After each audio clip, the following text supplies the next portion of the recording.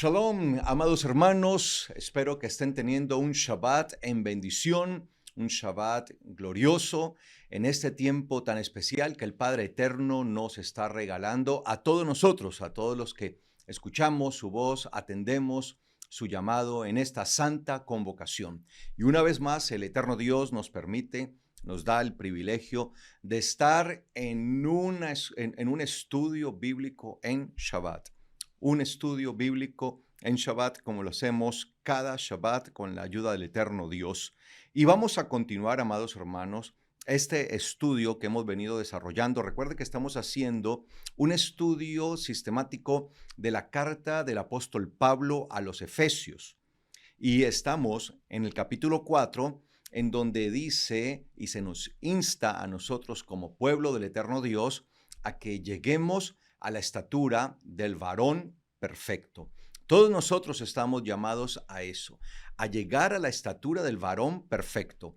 Entonces, lo que estamos haciendo es analizar esa expresión varón perfecto. Cuando el apóstol Pablo decía que todos lleguemos a la estatura de la plenitud del varón perfecto, ¿a qué se refería con varón perfecto? ¿Cuál es esa estatura del varón perfecto a la que todos nosotros tenemos que llegar, a la que cada uno de nosotros debemos apuntar, debemos aspirar como hijos de Dios? Y eso es precisamente lo que estamos analizando. ¿Qué es esto del varón perfecto? Obviamente la medida del varón perfecto la trazamos a través de nuestro Mesías Yeshua, pero también estamos entendiendo que a través del contexto hebreo y el contexto bíblico hay una figura del varón perfecto. ¿Qué era en el contexto hebreo el varón perfecto? Porque cuando el apóstol Pablo está hablando del varón perfecto, en realidad está usando un hebraísmo para referirse a algo que para ellos era familiar, era común. Ellos entendían,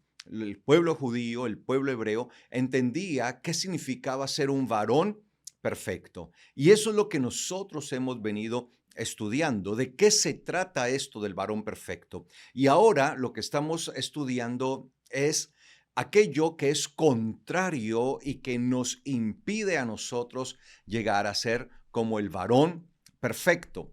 Entonces, a través del estudio que hemos venido desarrollando desde semanas atrás, varios días de Shabbat atrás, hemos visto cómo hay algo que hemos denominado la soberbia, la altivez, la arrogancia, se convierte en uno de los principales causantes de que nosotros no lleguemos a ser como el varón perfecto. Es la arrogancia, la altivez, el orgullo, ese orgullo malo, ese pensamiento en cada persona que es autosuficiente, que no necesita de Dios, porque de eso se trata la arrogancia, de eso se trata la altivez.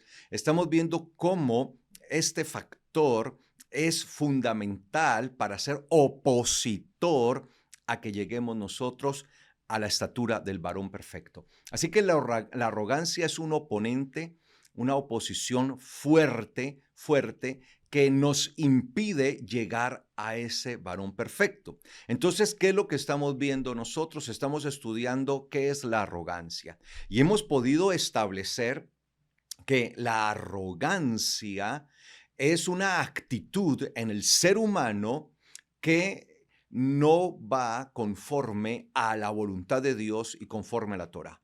Es decir, el arrogante, el altivo, el prepotente, es aquel que no se sujeta, que no se somete a la Torah de Dios, que por el contrario trata de estar en contra de la Torah, trata de estar aparte de la Torá y para ello busca muchos argumentos. Y estamos viendo cómo al día de hoy se usan argumentos para no vivir conforme a la Torá, como que la Torá ya está abolida, como que la Torá ya está caduca, que no sirve para este tiempo, como que la Torá solamente aplica a los judíos, pero no a los demás. Entonces son argumentos que se usan para no cumplir la Torá, pero esos argumentos son usados porque quienes los dicen en realidad están dominados por un espíritu de arrogancia, de altivez, de prepotencia. Y aunque muchos de ellos lo dicen desde un púlpito, usando incluso una Biblia, no quiere decir que ellos no estén bajo este poder, el poder de un espíritu de arrogancia, el poder de un espíritu de altivez, de prepotencia, y por eso, sin mucho rubor en su cara, sin mucha vergüenza, son capaces de decir desde un púlpito que no, que la ley de Dios, que la Torá ya fue abolida, que no hay por qué cumplirla, y lo enseñan de esa manera. Eso demuestra que están bajo un dominio total de un espíritu. Esto es un espíritu, el espíritu de arrogancia, de altivez. Entonces estamos estudiando esto y hace 8 días, en el Shabbat pasado, precisamente, empezamos a estudiar la arrogancia que la veníamos estudiando desde antes, pero desde la perspectiva del capítulo 119 del libro de los Salmos. Entendíamos o entendemos que el libro de los Salmos es un hermoso poema que está dedicado a exaltar la grandeza de la palabra de Dios, a exaltar la grandeza de la Torá de Dios, que contiene los mandamientos, los estatutos, los decretos, los testimonios, los preceptos de nuestro Dios. Allí en la Torá están contenidos. Entonces, estamos viendo cómo en el Salmo 119 se nos advierte precisamente acerca de los soberbios. Y por lo general estos soberbios son contrarios a lo que dice la palabra, son contrarios a lo que está establecido en la Torá. Así que vamos a continuar con este estudio del capítulo 119 para tratar de entender, obviamente, el estudio principal que estamos haciendo de las cartas del apóstol Pablo. El apóstol Pablo nos dice que debemos llegar a la estatura del varón perfecto. Ya hemos visto qué es el varón perfecto, pero estamos viendo ahora entonces cuáles son aquellos factores que inciden fuertemente para que no lleguemos a ser conforme a la estatura del varón perfecto. Y entre ellos la arrogancia, la soberbia, la altivez, la prepotencia. Vamos a continuar entonces viendo Salmos capítulo 119 y vamos a ir en esta ocasión al versículo 49. Les recuerdo, amados hermanos, que el Salmo 119 está escrito a través de estrofas, de versos. No vamos a confundir versos con versículos. El versículo es el que usted ve enumerado. Cuando decimos, por ejemplo, Salmo 149, versículo 49. Ese es el versículo.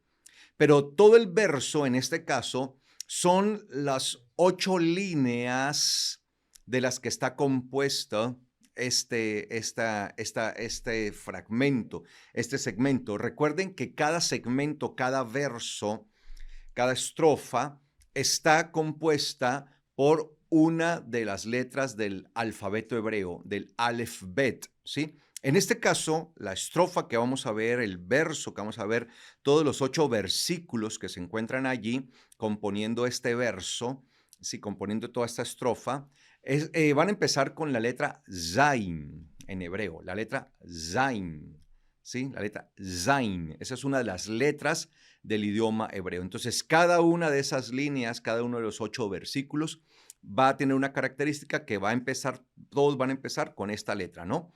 Con la letra Zain. Y así va a suceder con todas las letras del alfabeto hebreo, del Aleph Bet, ¿sí? Van en el orden exacto como está compuesto el alfabeto hebreo, el Aleph Bet. En este caso, entonces vamos a tomar el bloque que empieza con la letra Zain.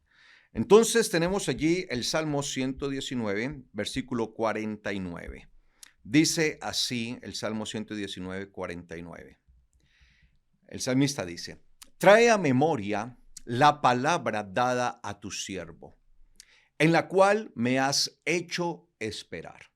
Como bien lo decimos, todo este salmo tiene que ver siempre con la palabra de Dios. Recordemos que cuando hablamos de la Torá de Dios, que comúnmente se traduce como la ley de Dios, ley, estamos hablando es de la palabra. La Torá es la palabra. Por eso es un peligro terrible, muy profundo. Decir que la Torá está caduca o que la Torá ya no tiene aplicación en este tiempo o que la Torá es solo exclusivamente para los judíos.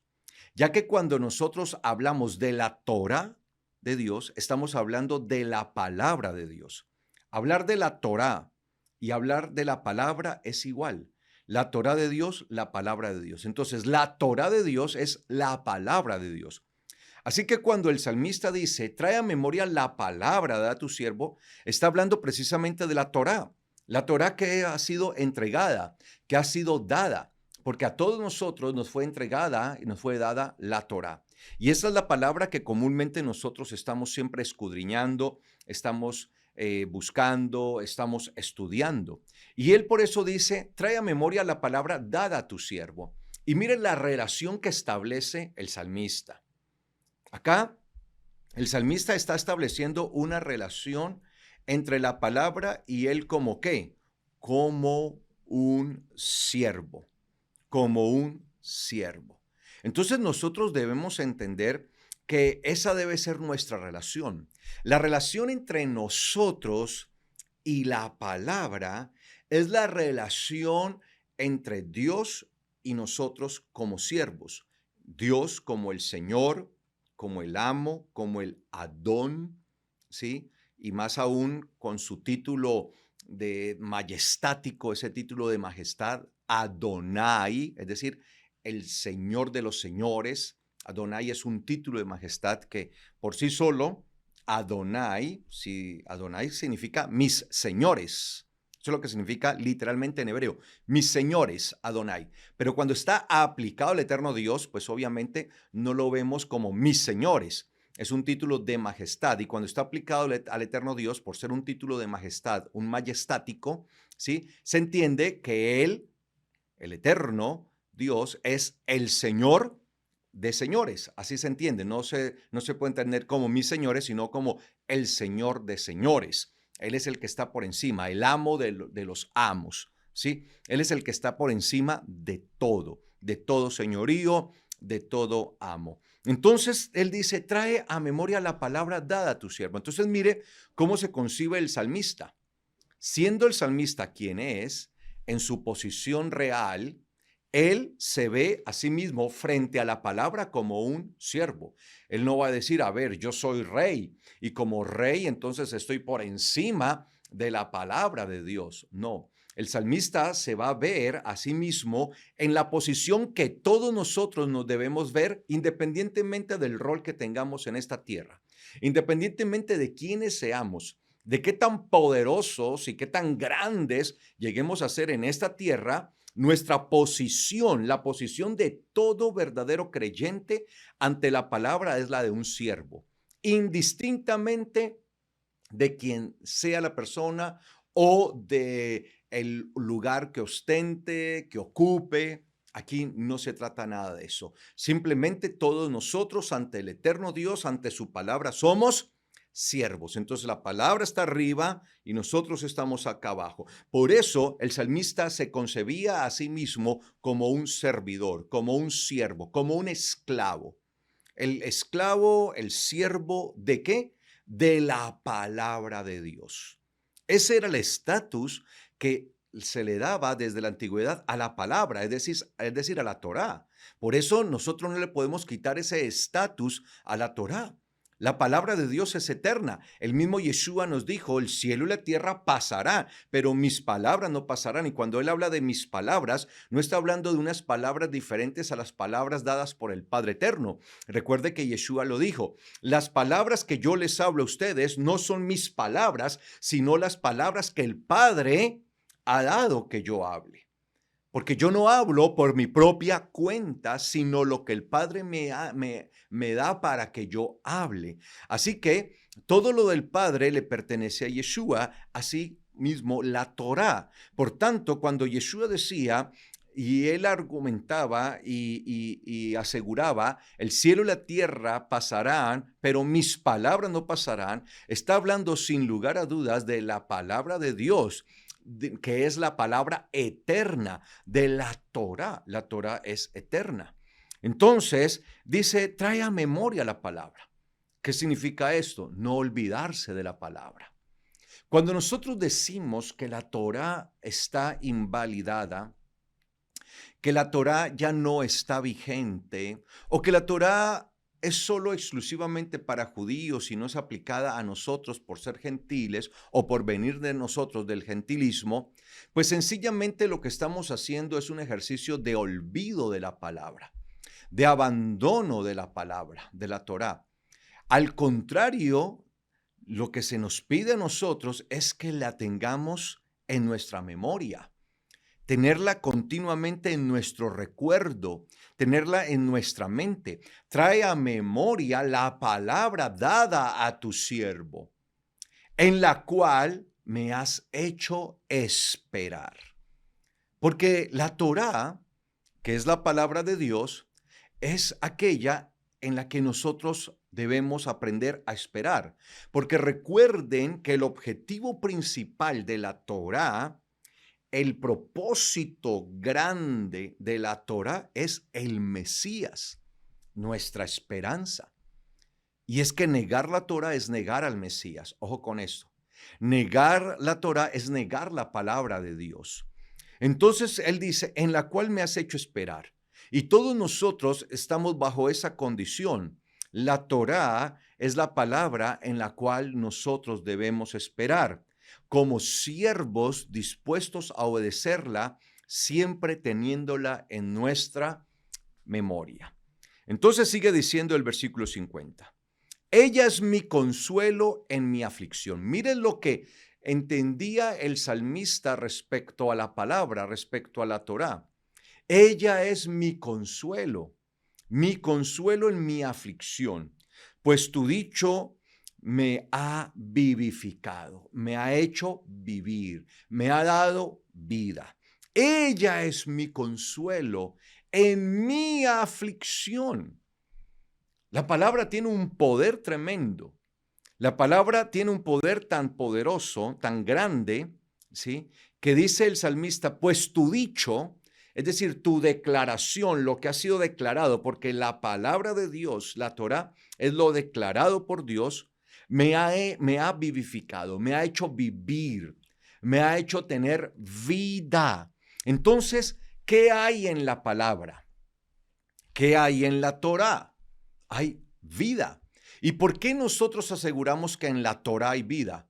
Porque al ser el centro de la Torá, el mensaje de la Torá, el centro del mensaje de la Torá, al ser Yeshua mismo, el Mesías, pues Él se constituye en nuestra vida. Él es nuestra vida, amados hermanos. Así que nosotros debemos entender esto y debemos considerarlo. Yeshua es la vida de cada uno de nosotros. Yeshua es nuestra vida. No en vano, Él lo declaró. Yo soy la vida. Y por eso nosotros creemos que es así, que Él es la vida, porque el centro del mensaje de la Torá es Yeshua. Y si Yeshua es el centro del mensaje y Yeshua es la vida, pues entonces la Torá es vida. La palabra del eterno de Dios, del eterno Dios es vida. Esto es lo que nosotros debemos entender.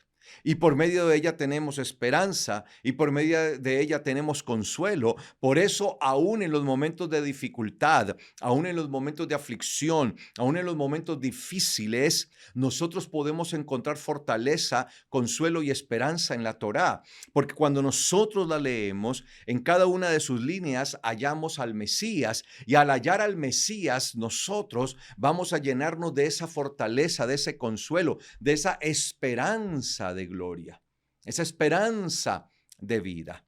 Eso es lo que nosotros debemos comprender, debemos entender, amados hermanos. Entonces sigue diciendo el versículo 51, y aquí viene el versículo acerca de los soberbios, acerca de los que son altivos, los arrogantes. Dice el versículo 51, los soberbios se han burlado demasiado de mí, pero no me apartaré de tu Torá. Mire esto. Mire cómo esto de la soberbia está ligado a la Torá, pero no en bien, sino en mal. La soberbia es un obstáculo terrible a la Torá. Y por eso veíamos días atrás en los estudios anteriores que la soberbia es lo que impide que nosotros podamos crecer a la estatura del varón perfecto. ¿Qué es lo que impide que nosotros lleguemos a ser como el varón perfecto? La soberbia, la altivez, la arrogancia, la prepotencia. Es lo que impide. Y mire que la soberbia es contraria a la Torá, precisamente porque lo que nosotros nos permite llegar a la estatura plena del varón perfecto es la Torá, es vivir conforme a la Torá, es vivir de acuerdo a ella. Pero lo contrario, entonces, es la soberbia que nos impide llegar a la estatura del varón perfecto. Entonces, dice acá, los soberbios se han burlado demasiado de mí. Cuando nosotros empezamos a estudiar la Torá, usted va a empezar a notar algo, que la gente tiende por naturaleza a burlarse de aquel que vive conforme a la Torá. Yo no sé si a usted, que ha empezado a vivir conforme a la Torá, le haya pasado eso y haya tenido que de pronto vivir alguna situación similar. A mí me ha pasado muchas veces. Muchas veces se han burlado de mí, muchas veces han hecho o dicen cosas sarcásticas, ¿sí?, hacia mí, precisamente por querer vivir conforme a la Torá. Entonces le dicen a uno una cantidad de cosas, como que se está judaizando ya uno, como que uno se está apartando de la verdad de Dios, porque se está cayendo de la gracia, porque muchos miran como si la Torá fuera algo contrario y opuesto a la gracia. Entonces lo acusan a uno de haber caído de la gracia, de ya no estar en la gracia, y se burlan de uno porque se quiere uno imitar supuestamente al judaísmo, aunque esto no tiene nada que ver con el judaísmo, porque incluso el judaísmo como sistema religioso también es contrario a la Torá. Todos los sistemas religiosos son contrarios a la Torá, llámense como se llamen. Por eso nosotros tenemos que salir de los sistemas religiosos que hacen parte de la Gran Babilonia, de la que habla la Biblia y de la que se nos pide a nosotros que salgamos. Por eso nosotros no tenemos que estar en ningún sistema religioso en realidad, porque sería estar en contra de la Torá. Entonces, dice el salmista, los soberbios se han burlado demasiado de mí. Y por eso usted no espere mayor cosa de aquellas personas que lo rodean, de familia, de amigos, amistades, compañeros, cuando usted empieza a vivir conforme a la Torá. Si usted empieza a vivir conforme a la Torá, la gente va a empezar a señalarle, se van a molestar y van a hacer burla de usted. Si usted empieza, por ejemplo, a vivir conforme a la Torá y empieza a guardar lo que la Torá dice, como por ejemplo guardar el Shabbat, la gente se va a empezar a burlar y va a empezar a señalar. Le van a señalar, se van a burlar de usted. Si usted empieza a guardar las fiestas del eterno Dios y ya no celebra ninguna otra fiesta que no sea las fiestas del eterno Dios, ya esas fiestas paganas que usted vivía antes, ya no las va a seguir celebrando, sino que solo celebra los 7 momentos, las 7 grandes fiestas del eterno Dios que están allí en su palabra, la gente se va a burlar y se va a molestar. Si usted empieza a cambiar sus hábitos alimenticios y ya deja de comer ciertos alimentos que tal vez usted comía antes, pero que ahora usted ha entendido que eso no eran alimentos y que por medio de la palabra está establecido que no son alimentos, son animales no aptos para alimentos y que la Biblia no los llama alimentos, y usted empieza a alimentarse solamente conforme a lo que enseña la Torá, a aquellos animales a los que la Biblia sí califica como para alimento, aptos para alimentos, se van a empezar a burlar de su vida. Se van a empezar a burlar de usted. Si usted empieza a actuar de manera diferente, con principios y valores que están establecidos en la palabra, se van a empezar a burlar de usted. Tal vez sus amigos le invitan a una juerga, a una fiesta y van a ver allá todo tipo de actitudes y hasta orgías y de pronto van a ver mujeres y hombres dispuestos a hacer de todo y tal vez usted participaba activamente de ese tipo de fiestas y ahora usted dice, no, yo ya no participo más porque ahora soy templo del Espíritu del Señor y mi vida la dedico a Él, se van a burlar de usted porque usted ya tampoco se emborracha, ya no se embriaga, ya no hace las mismas cosas que hacía en su vida pasada, se van a burlar de usted. Tal vez ahora que usted empieza a tener unos principios fuertes, unos principios de la palabra en su vida, entonces usted ya no actúa como actuaba antes, ya no actúa pícaramente como actuaba de pronto en su trabajo o en su lugar donde, o en cualquier otro lugar que le inducían a usted para hacer alguna cosa ilícita, que le iba a dejar algún tipo de ganancia y usted dice, no, ya no, porque ahora yo actúo conforme a la Torá, ya yo no robo, ya yo no miento, no engaño. Entonces se van a burlar de usted. ¿Por qué? Porque usted empezará a vivir una vida totalmente diferente a la que la gente estaba acostumbrado a vivir con usted y que la gente también acostumbra a vivir y la vive como si no pasara absolutamente nada. Esta gente que vive así, pues son los soberbios.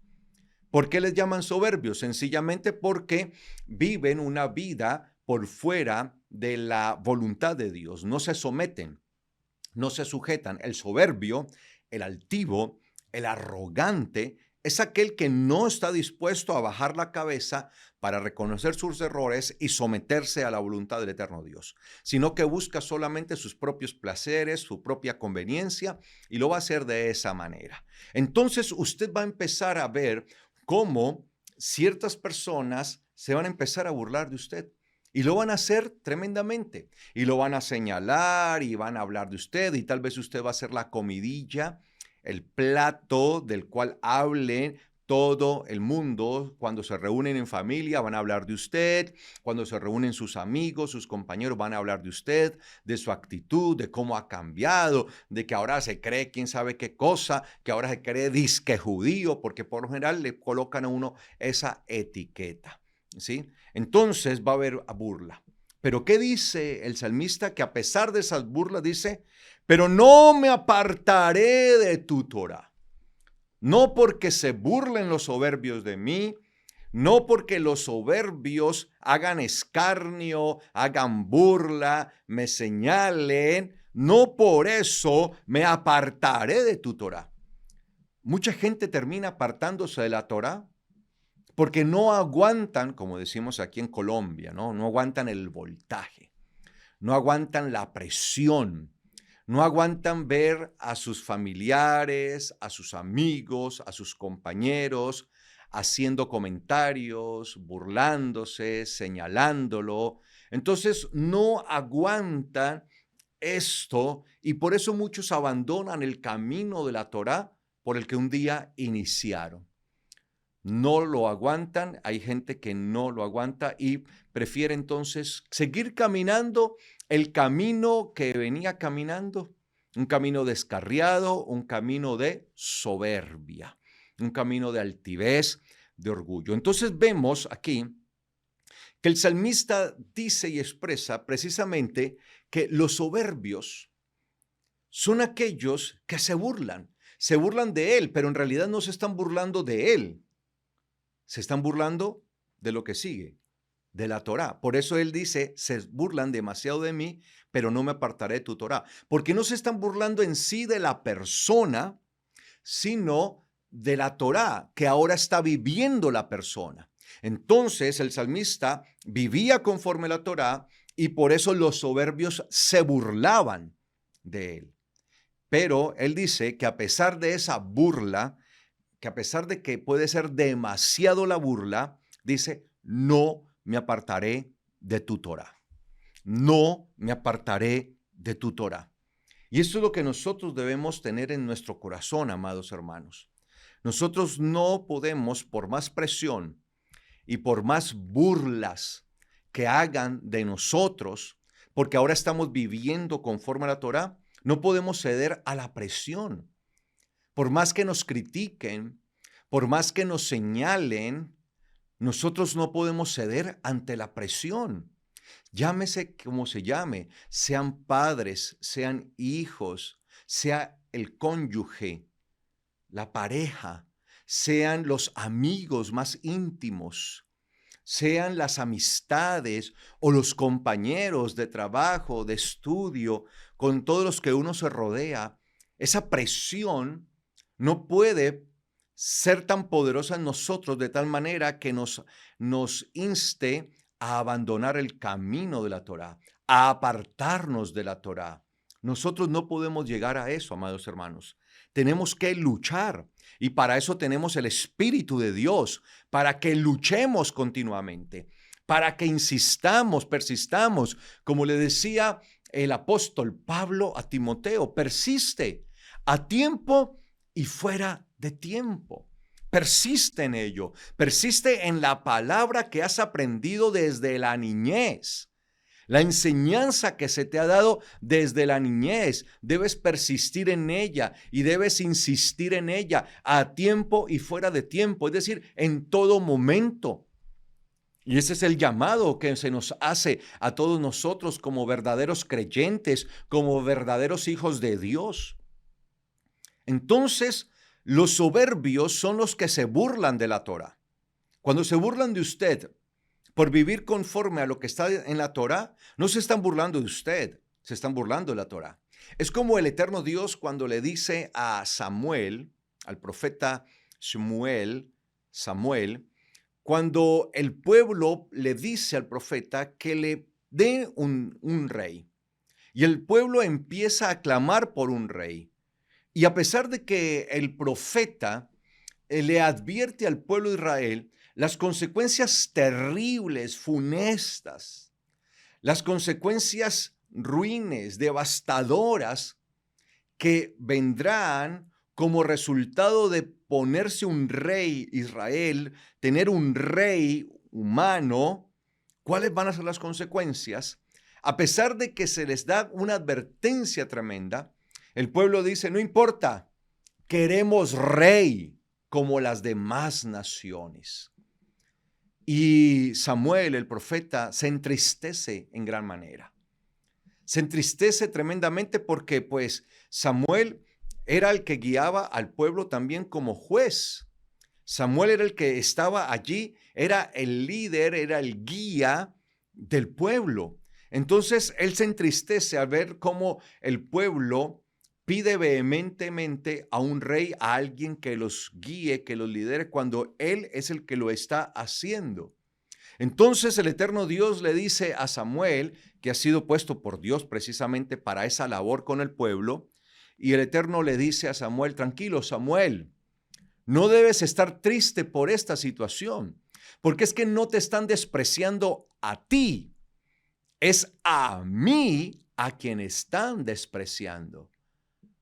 A mí, a Yahweh, su rey. Yo, su Dios, soy su rey. Es a mí, no es a ti. No pienses que esto es algo en contra de ti. No pienses que esto es algo personal contra ti. Esto es contra mí. Al igual con nosotros, amados hermanos.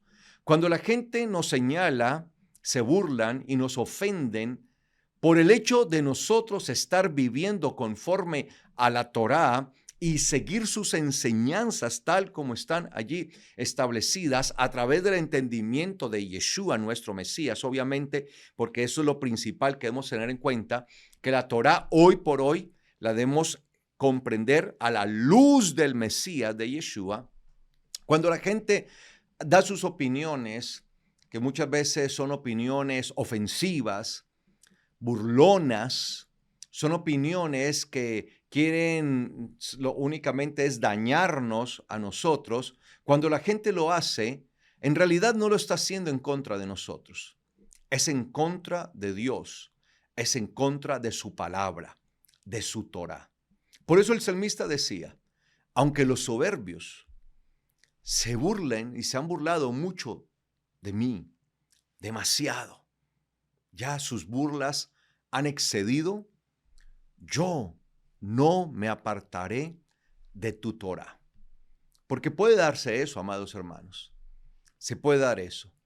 Que ante tanta burla, ante tanto señalamiento, ante tanta oposición que se nos levanta, ante tanta crítica, tal vez nosotros flaqueemos, claudiquemos y dejemos a un lado la Torá y nos apartemos. Pero que el eterno Dios nos ayude a través de su Espíritu para que tengamos la suficiente fuerza, fortaleza, de tal manera que nosotros no abandonemos ni nos apartemos de la Torá del eterno Dios. Dice el versículo 52, me acuerdo, Yahweh, de tus decretos eternos y me consuelo. Entonces, a pesar de la aflicción que él está viviendo, por la intensa burla y señalamiento que tiene por vivir conforme a la Torá y por no apartarse de la Torá, a pesar de que todo el mundo vive aparte de la Torá y se está apartando de la Torá, él no lo está haciendo, sino que permanece en ella. Entonces él dice, me acuerdo, Yahweh, de tus decretos eternos y me consuelo. Entonces él sabe y entiende que en la Torá, que es la palabra de Dios, están los decretos de Dios. Decretos que son eternos. Entonces, ¿cómo puede estar la Torá abrogada? ¿Cómo puede estar abolida? ¿Cómo puede estar sin vigencia si sus decretos son eternos? Allí ya hay una contradicción. O el salmista es un mentiroso por decir que los decretos de la Torá son eternos, o el que predica diciendo que la Torá ya está abolida y que ya no está vigente es el mentiroso. ¿Cuál de los dos está mintiendo? ¿Cuál de los dos está en un error? Puede ser incluso que sea un error por ignorancia, o sea, está diciendo una falacia, está diciendo una mentira y tal vez lo está diciendo por ignorancia, porque hay gente que puede mentir en algo o puede decir una falacia por ignorancia, porque es un ignorante completo. Entonces, ¿quién es el que está mintiendo? ¿Quién es el ignorante en el tema?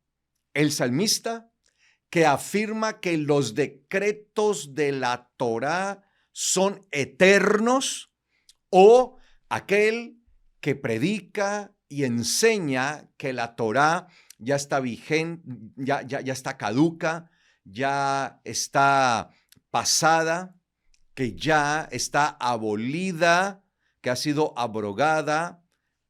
¿Quién es el que está mintiendo? ¿Quién es el que está errando? ¿Quién es el que tiene un error evidente? Bueno, eso yo lo dejo a consideración de ustedes. Pero en mi propio caso, mi pensamiento me dice que el que está mal es el que está predicando, diciendo que la Torá ya no está vigente o que la Torá es solo para judíos. Porque evidentemente la misma palabra nos está enseñando que los decretos de Yahweh que están en su Torá son eternos. Y eterno significa que no tiene fecha de vencimiento. Eterno significa que no tiene caducidad. Eso es eterno. Cuando hablamos de algo eterno, es algo que no vence. No tiene una fecha límite. Por tanto, amados hermanos, la palabra, que es la Torá de Dios, es igual al dador de la Torá de la palabra. Si nuestro Dios es eterno, su palabra es eterna y por eso permanece para siempre. Es por eso, vuelvo y lo digo, que Yeshua dijo, el cielo y la tierra pasarán, pero mis palabras no pasarán. Todo cuanto vemos, todo cuanto existe, un día dejará de ser. Todo esto tiene fecha de vencimiento. Esta tierra tiene fecha de vencimiento, así como esta vida. Esta vida que nosotros vivimos aquí tiene fecha de vencimiento. Todo lo que nosotros observamos, y no incluso, ni siquiera porque lo digo yo, incluso esto lo apoya la ciencia. La Tierra tiene una fecha de vencimiento, el sistema solar, las galaxias, el universo mismo. Tiene una fecha de vencimiento y aún los mismos científicos han podido corroborar eso, que todo cuanto vemos y existe, todo esto dejará de ser en algún momento y desaparecerá. Así como un día fue, dejará de ser. Y yo también creo lo mismo porque eso lo enseñan la palabra, eso lo enseña la palabra, el cielo y la tierra pasará. Todo lo que vemos dejará de ser. Entonces, lo único que permanecerá dice, pero mis palabras no pasarán. Es la palabra del eterno Dios, porque es eterna, porque no tiene fecha de caducidad. Y por eso es allí donde nosotros debemos poner nuestro pensamiento. Cuando Él dice, me acuerdo, Yahweh, de tus decretos eternos y me consuelo, pues nuestra mente debe estar fijada, precisamente nuestro pensamiento debe estar orientado a ello, a lo eterno. Entonces, si la palabra es eterna y la palabra es la Torá y la Torá contiene los decretos eternos, pues ¿dónde debe estar puesta mi memoria? ¿Dónde debe estar puesta mi mente, mi pensamiento? En la palabra, en la Torá. Y por eso él dice, me acuerdo, Yahweh, de tus decretos eternos y me consuelo. Cuando nosotros ponemos nuestra mirada en la Torá y en todos los decretos que hay en ella, vamos a consolarnos, porque la palabra obviamente trae consuelo. El principal consuelo es que nos da a conocer al Mesías. Ese es el principal consuelo. Y allí obtenemos consuelo y esperanza de saber que aunque todo esto terminará, allá nosotros también tendremos la posibilidad de trascender a lo eterno. Esta carne quedará aquí. Esta carne. Sí, quedará acá. Dice la palabra que esta carne vuelva al polvo, volverá al polvo. Inevitablemente, esta carne ya viene con una fecha de vencimiento, de caducidad. Por más esfuerzo que yo haga, esta carne tiene su fecha de vencimiento y terminará en el polvo, porque al polvo debe volver. El espíritu que está en nosotros, que es puesto por Dios en todo ser humano, que es el espíritu de vida, vuelve a Dios, por el cual nosotros tenemos aliento de vida. Pero, ¿qué pasa con el alma? Pues nuestra alma es lo que nosotros somos en esencia. Es por lo que podemos tomar decisiones. Es por el alma. Podemos optar por hacer lo bueno o hacer lo malo, por vivir conforme a la voluntad de Dios o al contrario, estar por fuera de la voluntad del eterno Dios. Y el alma, nuestra alma, tiene la oportunidad de trascender a lo eterno, de ir a lo eterno, amados hermanos. Y por eso es nuestro consuelo. Por eso el Mesías dice que los que hicieron lo bueno se levantarán en la resurrección de vida, de salvación, pero los que hicieron lo malo, a resurrección de condenación. Entonces nuestro consuelo es que si hacemos lo bueno, que es la Torá, vamos a ir a la resurrección de salvación y de vida eterna. Ese es el consuelo que nosotros tenemos. Por eso el apóstol Pablo instaba y decía en su carta a los tesalonicenses, precisamente él decía, ustedes no estén afligidos como lo están los otros, aquellos que no tienen ninguna esperanza, los que no tienen esperanza. Porque si ustedes han muerto en el Mesías, entonces, porque los que mueren en el Mesías, si ustedes mueren en el Mesías, tendrán resurrección. Mientras que los otros que no murieron en el Mesías, pues no tienen ya ningún tipo de esperanza, lo decía el apóstol Pablo, hablando en cuanto a la resurrección. Aún en eso, amados hermanos, encontramos nosotros consuelo y esperanza.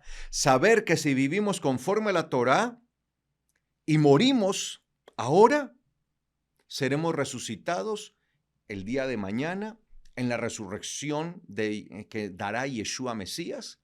En medio de esa resurrección seremos resucitados para Él y estar siempre con Él.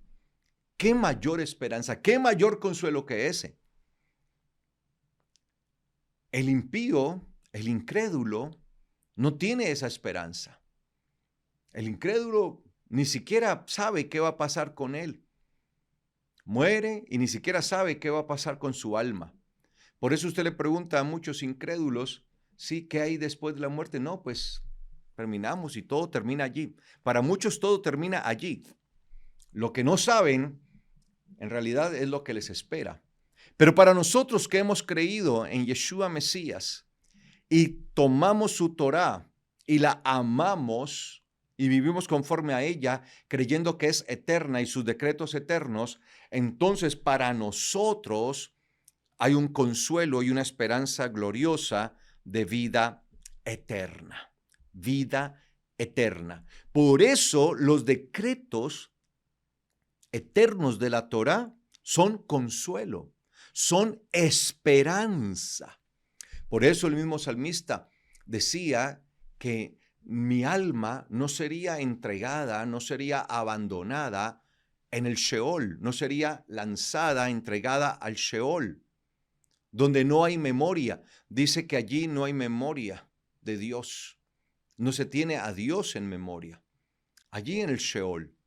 Mientras que nosotros que vivamos conforme a la Torá y a sus decretos eternos, sí tenemos un consuelo, una esperanza de vida. Sabemos que pasamos de muerte a vida. Sabemos que tendremos la resurrección. De eso se trata, amados hermanos, el consuelo y la esperanza.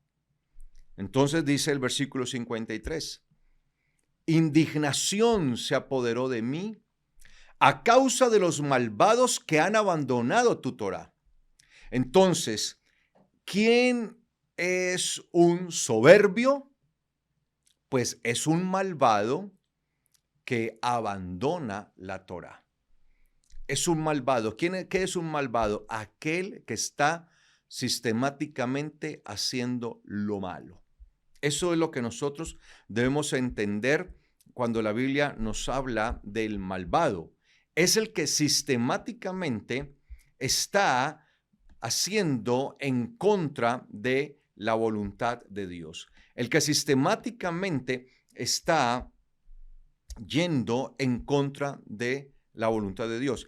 Ese es el malvado.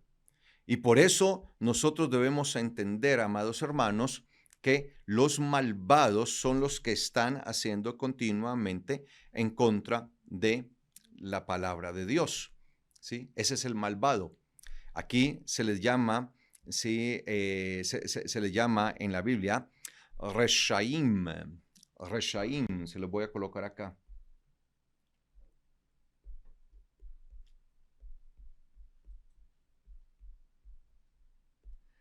Reshaim viene de la raíz Rasha, ¿sí?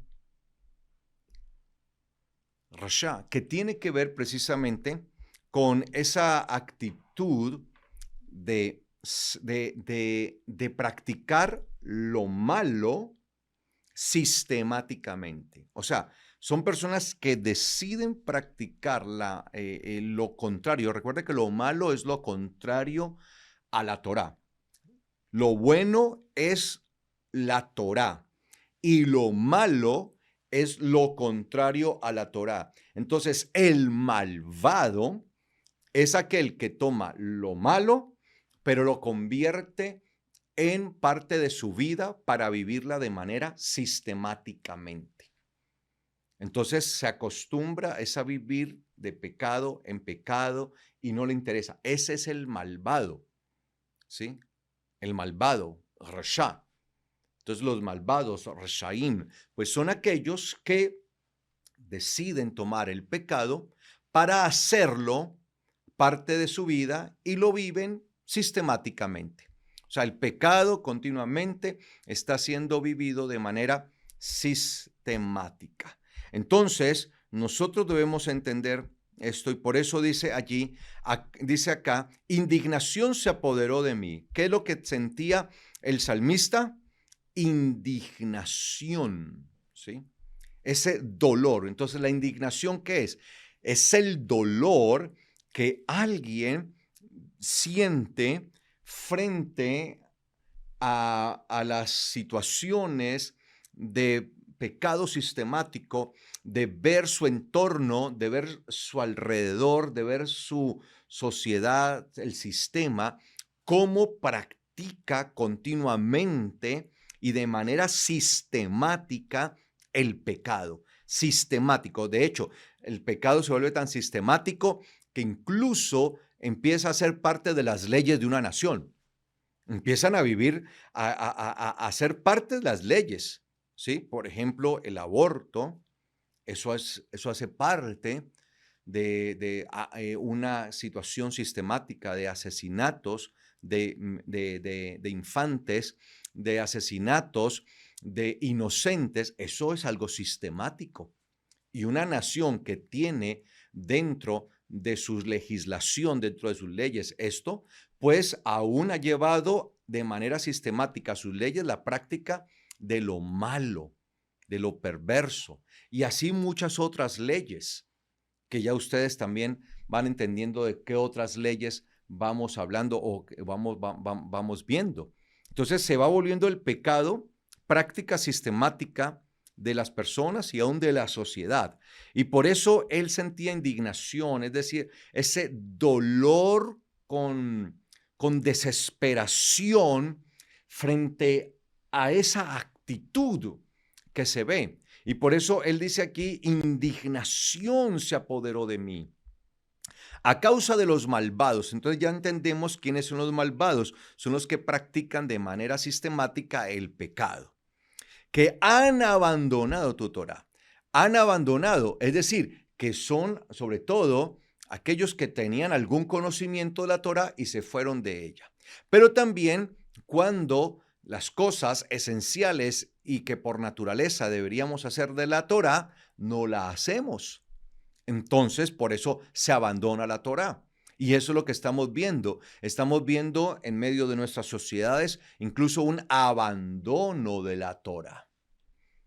¿Por qué? Porque aún cosas que por naturaleza no deberían ser ni siquiera parte de las legislaciones, se están haciendo. Y la gente termina haciendo cosas que son contra de la naturaleza de Dios, en contra de lo que debería suceder, que deberíamos hacer. Entonces, hay indignación. Entonces, los soberbios, ¿cómo clasificamos a los soberbios? Pues los soberbios son malvados que abandonan la Torah de Dios. Entonces, un soberbio es un malvado que ha abandonado la Torah. Eso es un soberbio. Un malvado que ha abandonado la Torah. Y en ese abandono, obviamente, no se vive conforme a la Torah. De allí, amados hermanos, que nosotros tengamos que ser tan radicales en nuestro pensamiento y en nuestra forma de vivir, de permanecer en la palabra, por más presión que haya, por más que se nos señale, por más burla, por más crítica, nosotros debemos permanecer en la Torá, porque al fin y al cabo allí es donde está nuestra esperanza y consuelo último. Consuelo y esperanza que no tienen aquellos que abandonan, que dejan, que no quieren vivir conforme a la Torá. Entonces, mire cómo todo esto está ligado. Entonces, la soberbia es un elemento contrario al crecimiento del creyente y que no le permite llegar a la estatura del varón perfecto. ¿Y por qué es un elemento contrario al crecimiento del creyente que no le permite llegar a la estatura del varón perfecto? Porque la soberbia se opone directamente a la Torah. Entonces, como la soberbia se opone directamente a la Torah y lo que permite crecer a la persona hasta la estatura del varón perfecto es la Torah, entonces, por eso, al oponerse directamente y la persona ceder ante esto, deja de crecer y nunca podrá llegar a la estatura del varón perfecto. 54, versículo 54. Melodías fueron tus estatutos para mí en la casa en donde fui forastero. Mire cómo dice él, melodías. melodías fueron para mí tus estatutos. ¿Qué están siendo los estatutos de la Torá? Porque la Torá contiene los estatutos y decretos del eterno Dios. En realidad, los estatutos son una melodía para nosotros. Una melodía, pues, es algo que para nosotros es, cuando él dice melodías fueron tus estatutos, pues obviamente estamos hablando de cierta música que es muy agradable, ¿sí? Entonces fue algo muy hermoso, fue como música para mis oídos, por, por, por hablarlo de alguna manera, ¿no? Como para explicarlo, ¿no? Esto es música para mis oídos, música, cuando a usted le dan una buena noticia, ¿no? Entonces le dan una muy buena noticia y la gente tiende a esa expresión, ¿sí? Esto es música para mis oídos. Entonces él está diciendo algo similar. Melodías fueron tus estatutos para mí. ¿Por qué? Porque él ve que los estatutos y los decretos del eterno Dios en realidad son buenas nuevas. En realidad son buenas noticias, ¿sí? Si a una persona le dicen que le han ascendido y que va a ganar muchísimo más dinero en su trabajo, pues la persona podría decir, uy, esto es melodía, esto es música para mis oídos, es melodía. Por lo general esa expresión se usa precisamente cuando viene un buen mensaje, cuando viene algo bueno, una buena noticia para la persona. Entonces, él está viendo los estatutos y decretos del eterno Dios precisamente como si fueran algo bueno, una buena noticia. Y los estatutos, dice, tus estatutos en realidad para mí han sido melodía. ¿En dónde? En la casa en donde fui forastero. Entonces, él entiende, en el pensamiento hebreo hay dos casas en el ámbito espiritual. Esta casa, que se le conoce como el, el mundo este, ¿sí? El mundo este, el Olam Hazé, voy a ponerlo aquí. Uy, perdón, vuelvo y escribo. Vamos a ver, el Olam Hazé, ¿sí? Es decir, el mundo este, la casa esta, la podríamos llamar así, ¿sí? Esta casa, ¿sí? El Beit Hazé también, como casa, también lo voy a poner aquí. Beit Hazé, ¿sí? La casa esta, y para referirse al mundo superior, ¿sí? El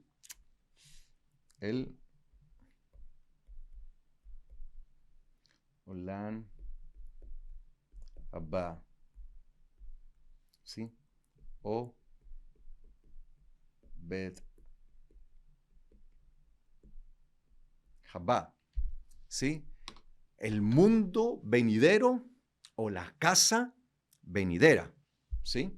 El mundo venidero o casa venidera. Entonces, hay una diferencia entre esta casa en la que vivimos, la casa esta, y la casa aquella que va a venir.